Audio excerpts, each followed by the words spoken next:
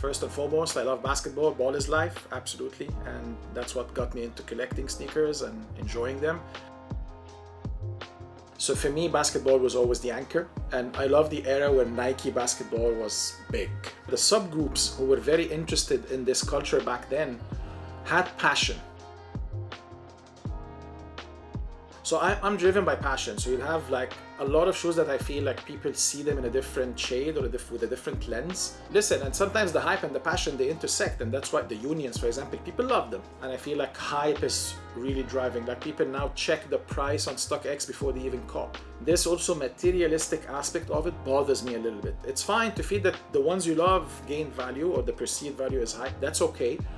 But for me, in my eyes and in my mind, it shouldn't be the filter of why you buy sneakers. You buy sneakers because you express yourself, because you want to show to people in a certain way. So whatever clicks with you from that perspective should be the decision factor. But somehow this shoe, I'm a Foamposite guy. It died, the hype died, I don't care. My most underrated pair is the Jordan 3 Moccas. I saw that these were coming back after 17 years. You usually have this like notion of, okay, you see the first pictures and then people start talking about them and people tell you need to judge when they are in your hands, which is absolutely true. But these did not disappoint me from the first pictures all the way to in my hand. And then when they released, I thought that I waited on the website once they drop, and that I was like waiting for this 10 a.m. on Saturday, whatever, that to be like ready to cop. And then it released and it's like people were not giving it attention, and like, that's great. If you look at it like, okay, so the Mocca ones or the Travis ones, they're super hyped, yet they are very similar color blockings, and I would argue quality wise this is a much better quality. Like the Shattered 1.0, like in terms of quality of leather, the tumble leather is phenomenal, man.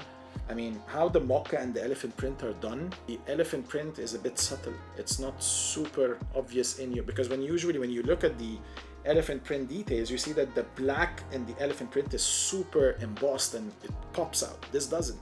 The reason why I think it's so underrated, because at the end of the day, sneakers today are also a style expression. So you express yourself wearing kicks. I relate a lot to Allen Iverson. I feel Allen Iverson, and people don't give him enough credit, but this guy, and even when we relate to the sneaker culture today and how swaggy are the players, it's because of Iverson, not because of Michael Jordan. If basketball wasn't the game that it was, it didn't have these stories and these rivalries that you see, it would have been a very different sneaker culture back then.